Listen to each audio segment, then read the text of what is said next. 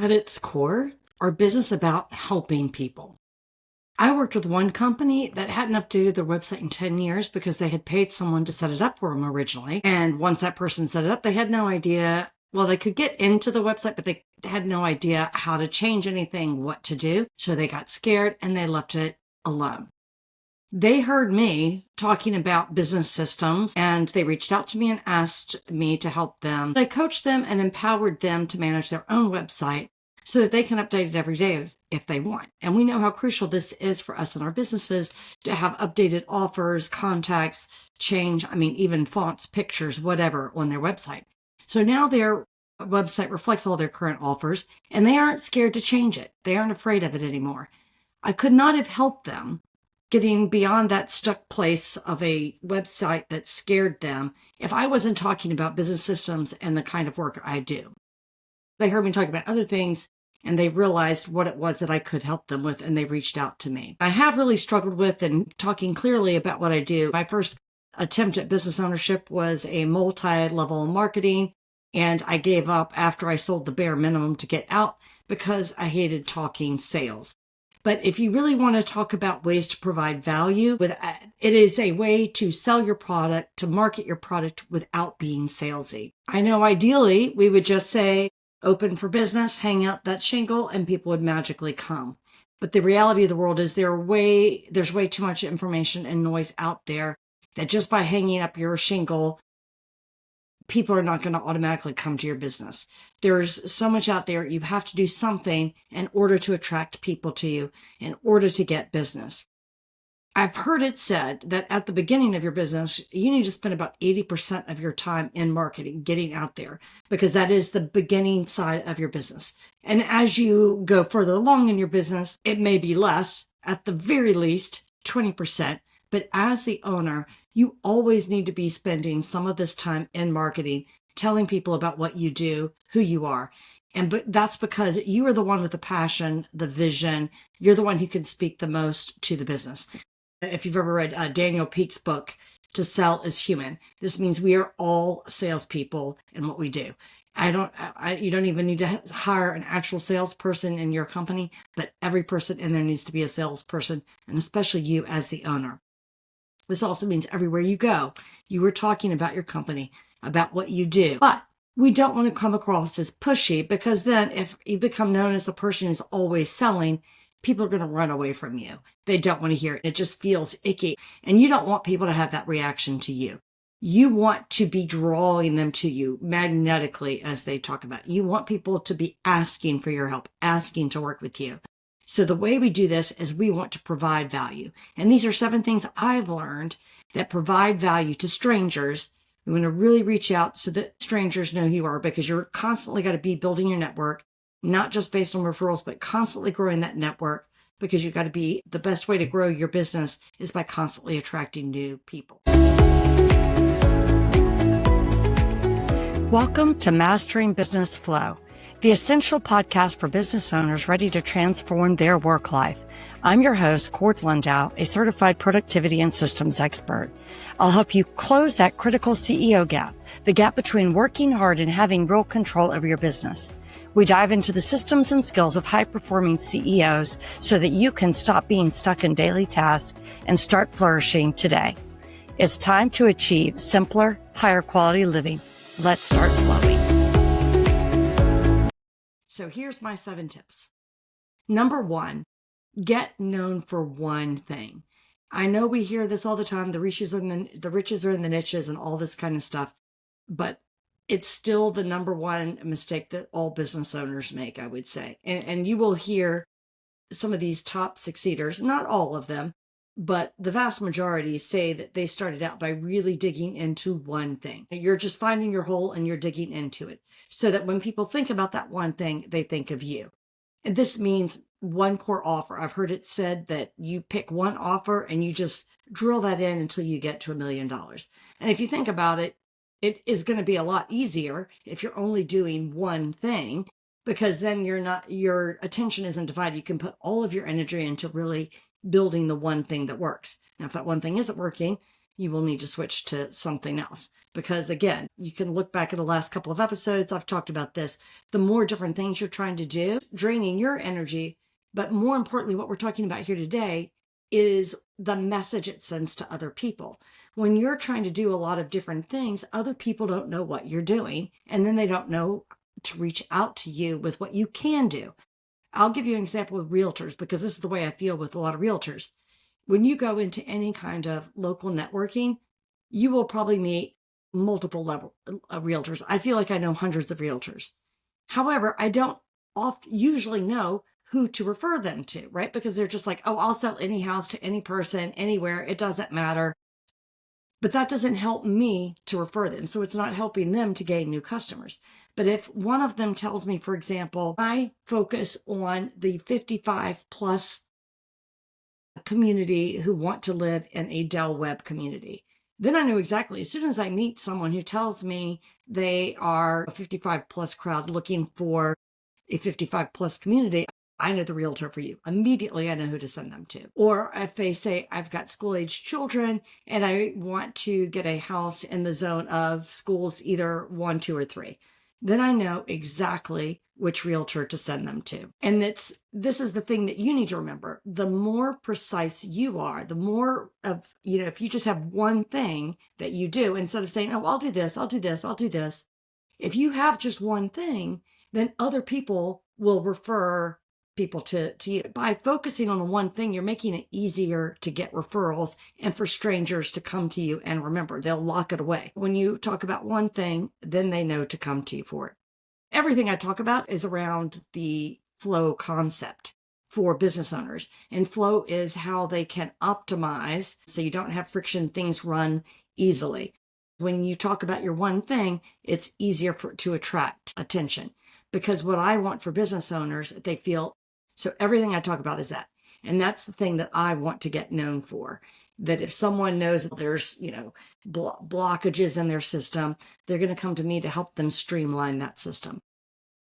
The second one is story. I've always been, again, systems person, facts and figures. I'm just going to tell you this is the way and let's do it. But then that doesn't help anybody relate to me, because we actually make decisions with the emotional part of our brain. And when I'm just spouting out a bunch of facts and figures and thinking about the product that I sell and the services that I offer, it's not connecting emotionally with people. And people really make their decisions based on emotions. And the story is what helps to get that. But the bigger thing with story is it makes it easier to understand who you are and what you do and why people should work with you. And I will be honest that in the past, I would go to, these presentations or webinars or whatever functions, and I would hear some influencer type person go on and on about their story. And I would get annoyed, because I'm coming here for the hard stuff. But when I think about it, they were not wasting my time. I realized that it made me connect with them on a different way. It made them more relatable. I could see now that they had gone through similar problems and that they could solve the problem that I had. And it's what I remember. Our brains are wired to think in a story format. So when we hear stories, we can latch on to it and hold on to it. And so when I was focused on all my facts and figures, people weren't connecting with me. Now I tell my story of burnout and taking on too much, and how I learned to set up boundaries and stop times and systems to find my kind of optimal and deal with the burnout. And so people will come to me, business owners who are feeling that same kind of stress and overwhelm in their business, and they'll come to me knowing that I can help them deal with that stress and overwhelm by setting up those systems. Number 3 is clarity. Again, all of these have been a struggle with me, so I'm not saying I have completely mastered each of these. These are all lessons that I've had, but you provide the value to other people when you are really clear, right? Like the one thing, if people don't know what you do, it's not helping them in every way. They need to see it. Like, this is why you see 3 steps. We don't want to say a million steps, just 3 things. And this happened to me with using the word flow. No one really understood what I meant by flow. Flow can have different meanings. It feels fuzzy and people weren't really sure what I meant. So now I call myself the focus coach for small business owners, because focus is the tool I use to help people find their flow, to find that optimal state of operations.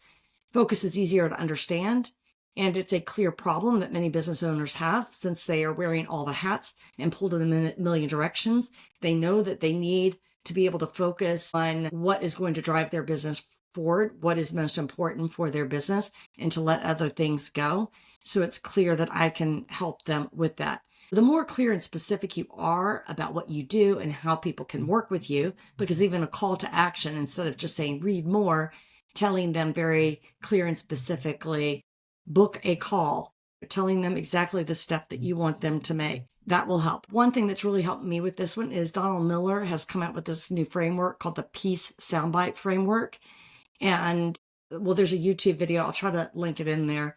Great way to really think about very clearly and specifically what it is that you offer and how you solve the problems that your customers have. Because ultimately, really, this is what it's all about. And this is how we offer value, is by showing the problem we solve and what it looks like when that problem is solved. Number 4 is be memorable. This is one I first came across with Seth Godin, who's, marketing guru, written a ton of books. And he talks about the purple cow. If you're driving through the countryside and you see a bunch of cows, you don't think anything of it because they all kind of look the same, like, oh, cow, whatever. But if you see a purple cow, now that's different. It stands out. Immediately your brain goes to that. Now, if all the cows became purple, they would no longer be remarkable. They would no longer stand out. And we want to do the same thing to provide value to people. We want to stand out because we want a way to stick in their brains. You can think of this in terms of your logo, your colors, having a one-liner. Now, my name, Cordes, is pretty unusual and stands out a lot. So that really does help me. But in another way, it's so different that it can also be harder to remember. So it does stand out, but it may not be as memorable. So I add in the focus coach for business owners to help it make it easier to remember. Also, I am very consistent with what I use. For example, I use a square business card with my face on it, because right there alone, it's standing out. It's different. People can find it. They can, they in their brain, they'll remember the square, and the picture obviously helps if they've met me in person. I know one organizer, her business is Peaceful Places with Denise, and she always wears purple, and everybody remembers that. And she's much better than I am with wearing the pink, and her whole website is in purple. And so everyone remembers that, and they associate that with her. It makes it easier for them to remember. There's another woman I met who goes by the handle Princess Paula, and she integrates that with all of her marketing. She even has a crown that she wears one time, says that you'll get the royal treatment with her. So it really helps you to remember who she is. I'll never forget her name, because her last name also unusual and hard to remember, but you can remember Princess Paula. I cannot remember her last name. So the question is, how do you stand out from the crowd? How do you become memorable to people? I mean, even humor is one way, but it's got to be something that sticks in people's mind, like that one-liner. That's something that you're going to repeat everywhere, and it's going to stick in their mind for them. The next one, number 5, is be visible. This is just lots of exposure, which nowadays is even more important with the amount of information that's out there, billions of terabytes or whatever. There's so much information. We're inundated. So it means that we've got to be out there even more. There was an old rule in marketing that you needed, well, now they call it the 3-7-27 rule. You need 3 interactions, 3 times that people see you to even notice. That doesn't even remember you, even just to notice you. 7 times to be remembered. Now, this number, I don't know what research is behind it, but it's an idea that came up in the 90s with television. So think about the amount of information that's out there today, the amount of exposure. I mean, back then, not even everybody had a television in their mind, in their house, but there was only television, radio, and newspapers, basically. Whereas nowadays, the social media, which people are on for hours every day, that's one reason we need to be more remarkable, to be standing out. But you've got to be putting stuff out there. Don't just put one post and be done with it, or just put up your website and be done with it. It's going to be 7 times to even for them to remember you one time. And then if you actually want them to purchase from you, they need some trust. They're saying that's more like 27 times. I heard one course creator said she recognized that people would be on her list for 18 months before they would buy because they needed that number of emails and repetition and ability to trust. So think about, how are you getting out there? How are you getting in front of people? It doesn't need to be completely exhausting. A lot of this is a one-time setup, like setting up your Google business profile, setting up profiles on all the social media, having a website. You basically want to be out there, but then you do want to be posting some content. The good news is there are lots of tools out there. You can create the content once and you can post it on all. That's what I do with I do my podcast. The other thing is to think about your owned space versus your rented space. The website is your own. You control it. The problem is the website isn't necessarily getting in front of people. When you get their email, then you're sending them an email. Like I send emails once a week. So it's just constantly reminding people, here I am, because if they don't hear anything from you, out of sight, out of mind, they forget about you. So you need to have a regular rhythm, and it's easiest if you become consistent about it.